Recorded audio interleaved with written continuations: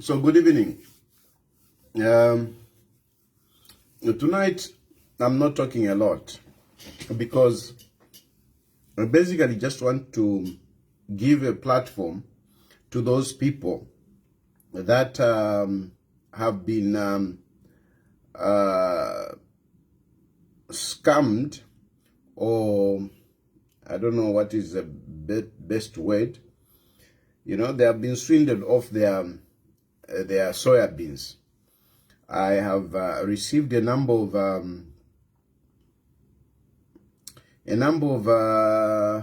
complaints, very emotional complaints of how people have lost money, the challenges that they have gone through as a result of this scam of soya beans. Yeah, it's a bad situation. So I'm just giving a platform to people. So those of you who know about this, I already gave a number. You can already call in and share the stories and what's going on. You can just call in immediately and share what's going on. Today is Sunday. The next time I'll be talking on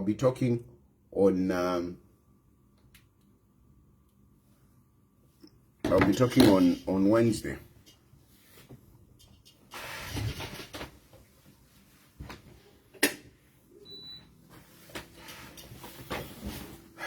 On Wednesday, I'll be talking about something else. I want people to call in. I'm just simply giving a platform to those people that are involved in this soya beans issue, the victims, to call in and express themselves. What I don't understand is how, these people manage to scam so many people and the money involved, because the money is a lot. It looks like talking about 72 million.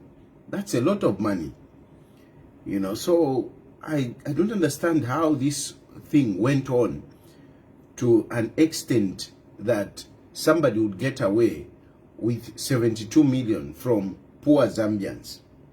That is one thing. The second thing is people are somehow scared. Why are people scared to talk about this issue, to come out? A number of people who are talking, they are like, please, don't disclose who I am. They have stolen from you and you don't want to be known that you're one of the victims. I'm wondering what's going on. Who is behind this whole project? Who is behind this scam?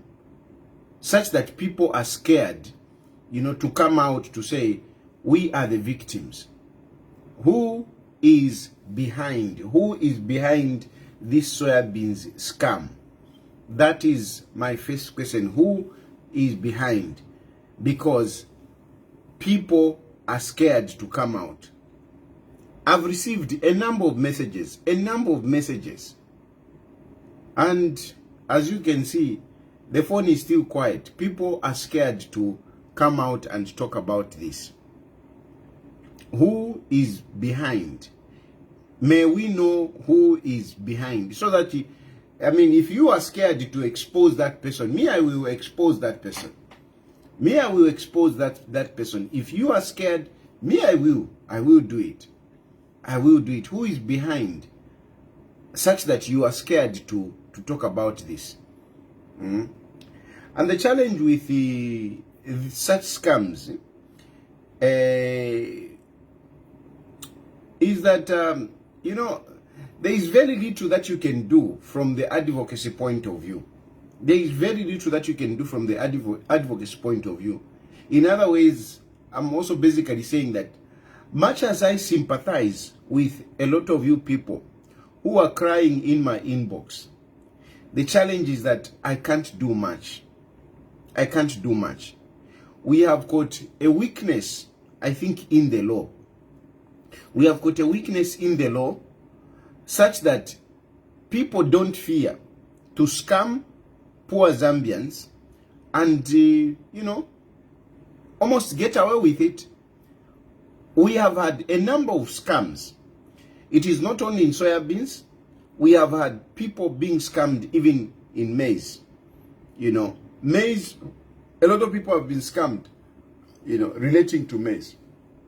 Now, I think we need to look at the law. Okay, we need to look at the law to make it stiffer for some of these crimes. You know, crimes such as, crimes relating to farming, they threaten food security. They threaten food security. And therefore, they can be cases that we should consider as a national threat. Crimes relating to farming, because food is at the center of our lives. Food is at the center of our lives. When you mess up the food in the country, you risk the security of our country. Sometimes we don't realize this, but food is a big security threat in the country. So, those who engage in criminality relating to farmers should face stiffer punishments. A good example is recently Upnd made cattle theft. What do you call it? What do you call cattle theft? The word is escaping my mind. You know, it's going. I'm getting old.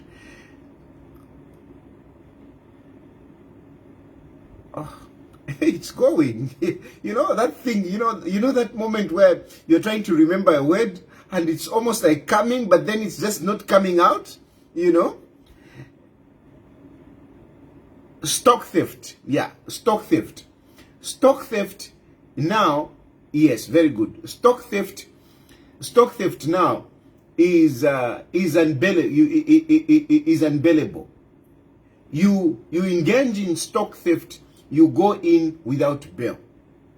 Now, if we are protecting a livestock, okay, why can't we protect other crops?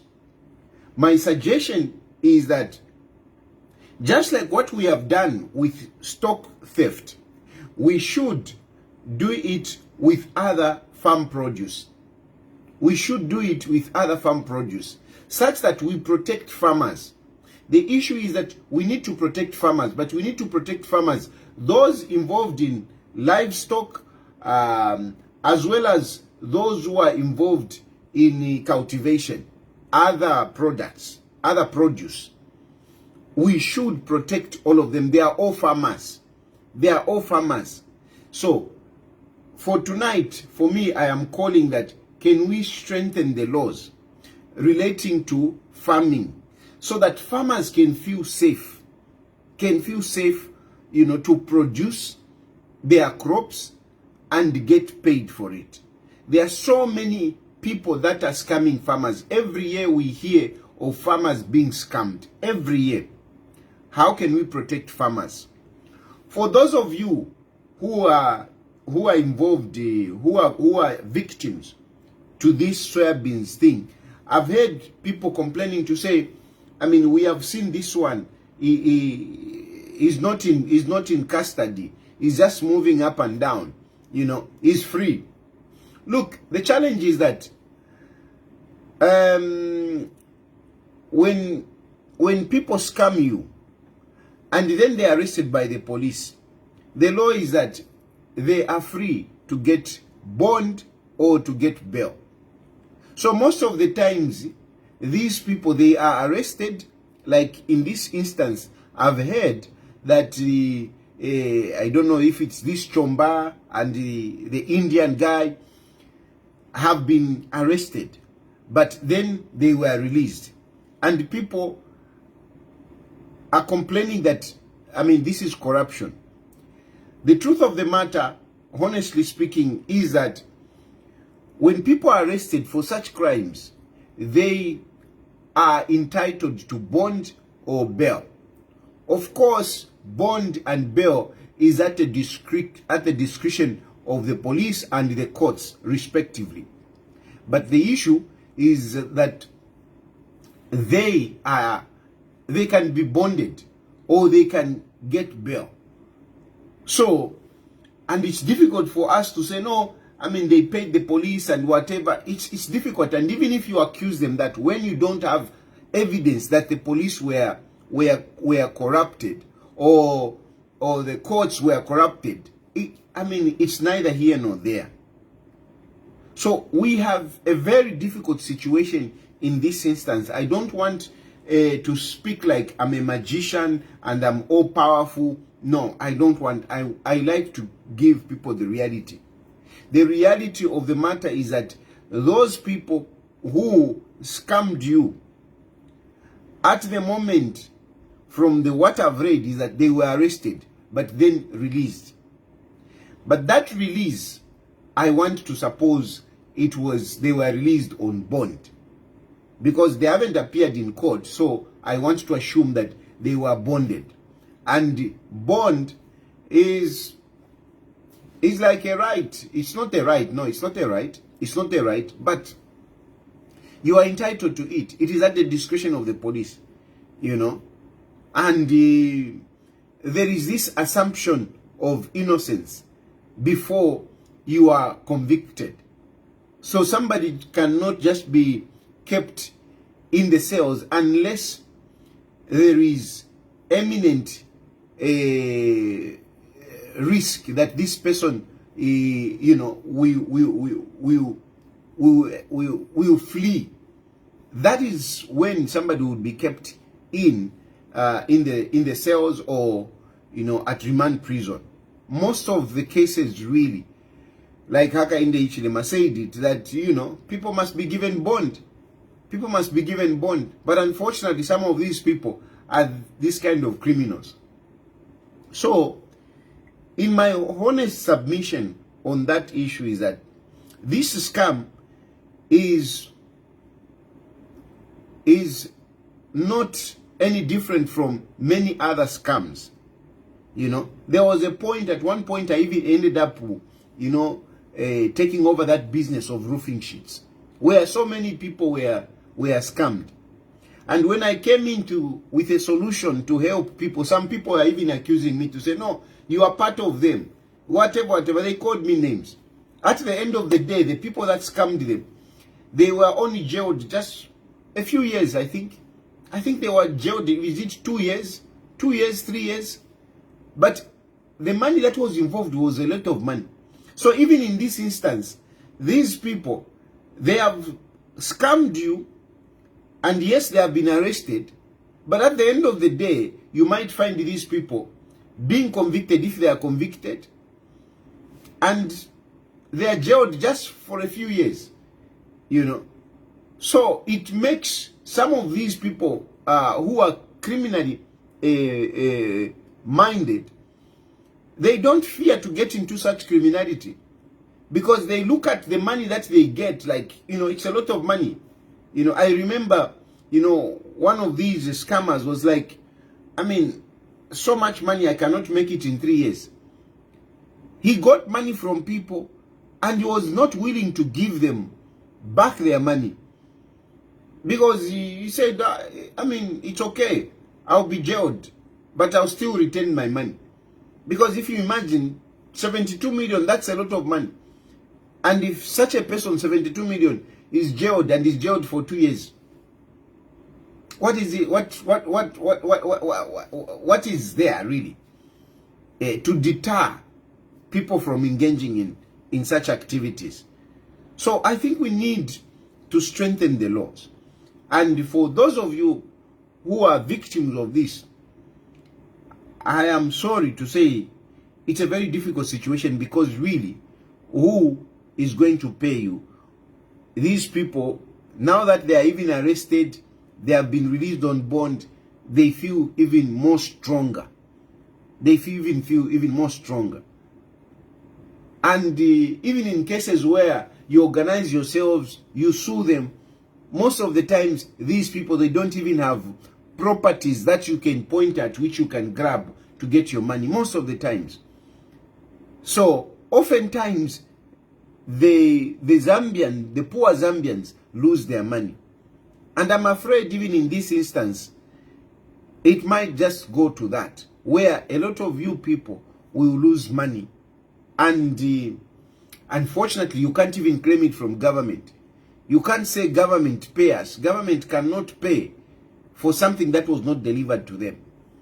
You know, government does not, is not an insurance company, unfortunately.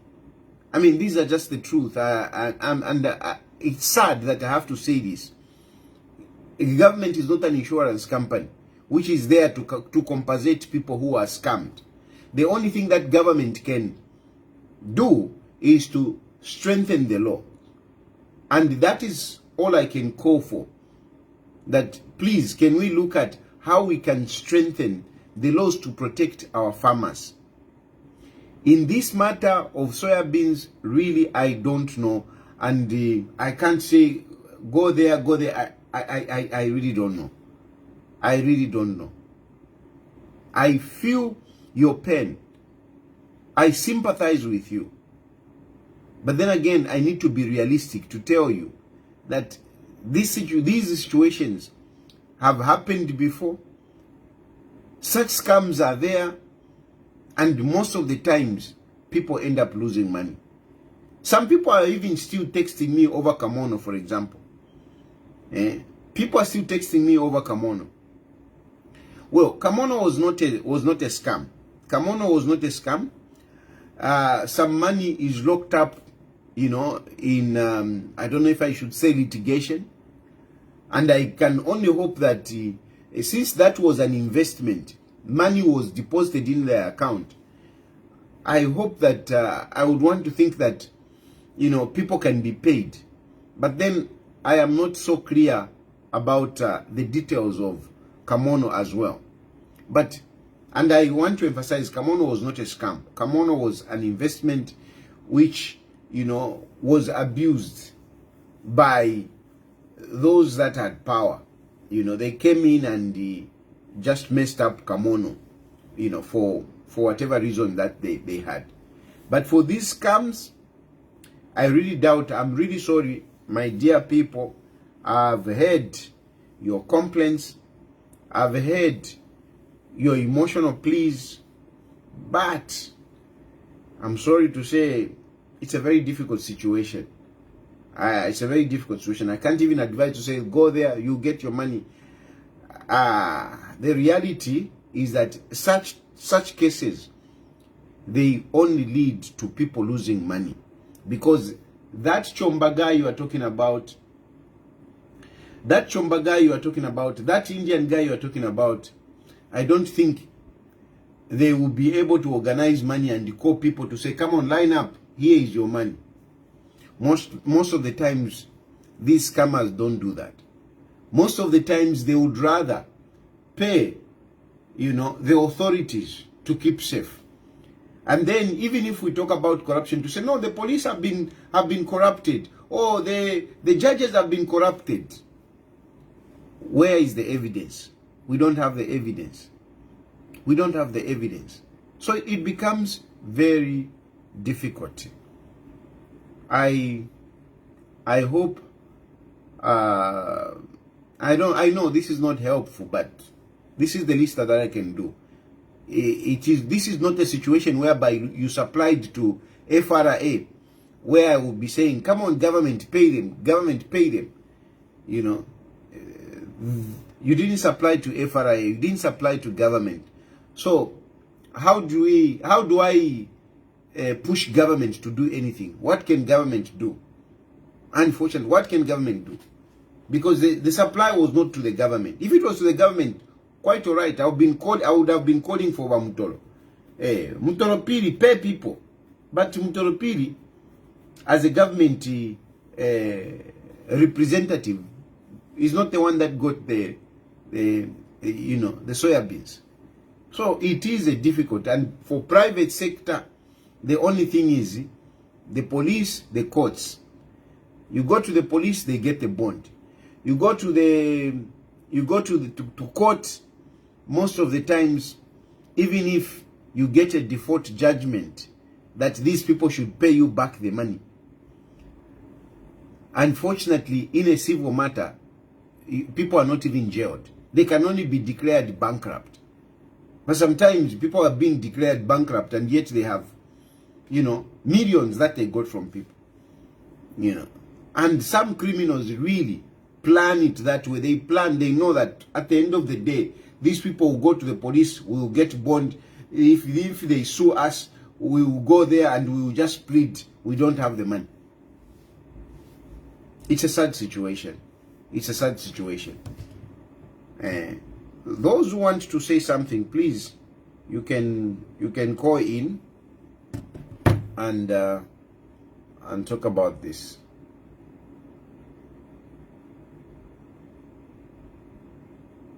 Yeah.